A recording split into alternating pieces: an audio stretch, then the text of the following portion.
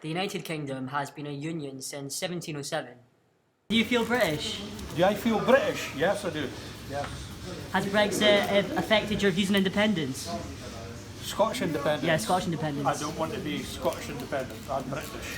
Scottish, I'm British. Part of a union that's been a union for 300 years. A very good union.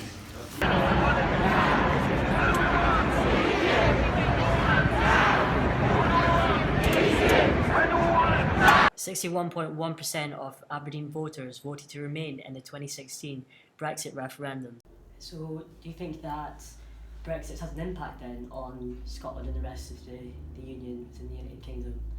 Massive, yeah, absolutely. I think one of the two or three most burning questions is what the long-term implications of Brexit, whether it even happens in the end or not, are going to be for the union. You know, and I think Brexit probably will happen in one way or another.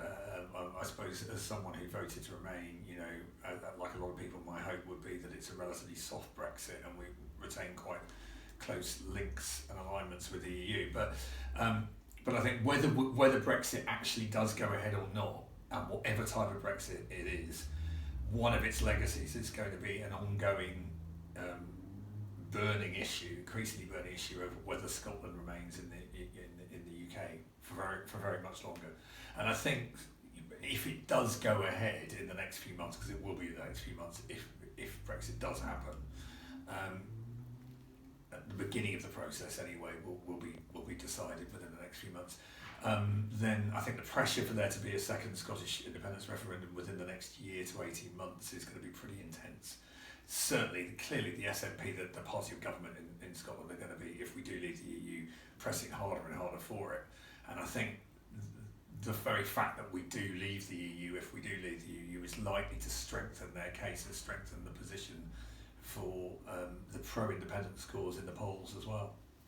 Aberdeen, the granite city of Scotland, also known as the oil capital of Europe, is a prime location for international investment, with the region's strong university sector and the booming fish industry. How will Brexit affect Torry? It's hard to say, but it's certainly going to make exporting more difficult, I imagine. Prices, depends what happens to the pound. If it goes down, will have an increased effect on our overall overheads. Cost of production is going to go up, so profits are really tight in this industry, so it's going to be difficult. Research conducted by the London School of Economics have revealed that Torry will be one of the most vulnerable areas impacted by Brexit.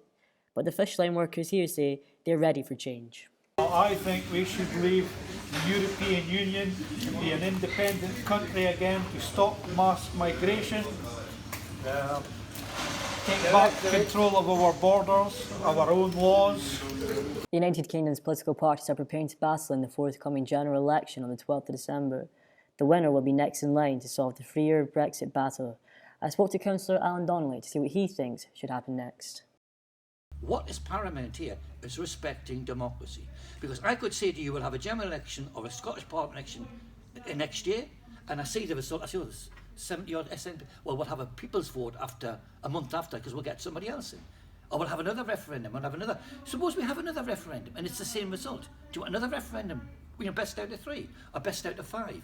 It doesn't work that way, and particularly when people say on the bottom line, this is a referendum in a lifetime, in a generation, and they have that referendum, they don't like the result, and a quarter of a nanosecond later, or 2 or 3 years later, they want another referendum and another referendum to get the result they want, then that's not democracy.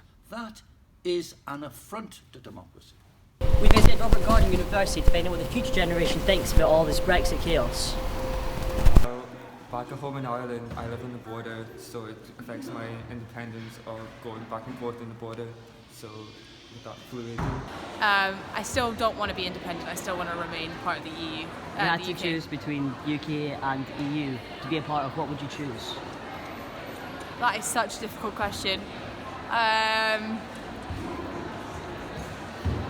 Probably the EU. I like the free crossing the borders and stuff like that, and I just feel like I really don't. Probably vote for, if there was another election, I'd probably vote for independence.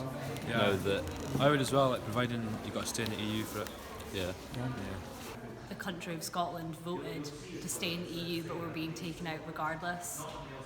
So would you rather be a part of the UK then, or the EU? I'd rather be a part of the EU than the UK, 100%. Like, I don't really want to be independent, so no. You'd rather be a part of the UK, yeah? Yeah, I'd rather be part of the UK, but I'd also rather be part of Europe. It's uncertain where Brexit will take us in the future, but if one thing's certain, Brexit's definitely had an impact on Scotland's relationship with the rest of the Union. Jax Sinclair reporting for Aberdeen.